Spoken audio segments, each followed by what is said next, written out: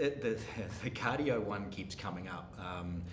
Why not, why not, why not? And it literally is a, why isn't the earth flat? It's just one of those, well, it's just not.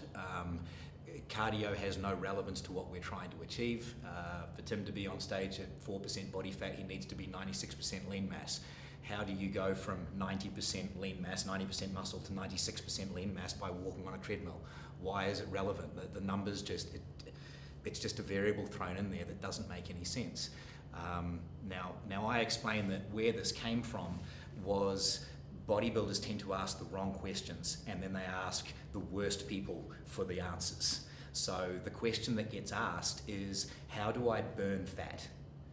Now, do you know what you're burning right now?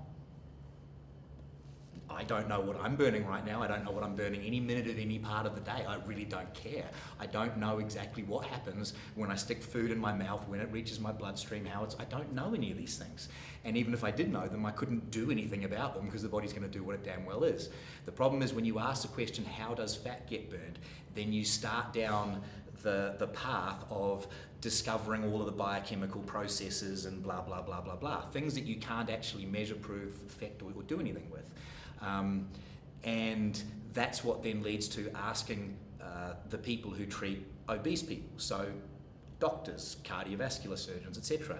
They have done the research on how fat gets metabolized in obese people, and they get them to do cardio, which means exercise for cardiovascular health, for the health of your heart and your circulatory system. Tim has no problem with his heart or circulatory system, neither do I. If we ask those same doctors, what are your objectives for us? They will say, well, we want your BMI to go down.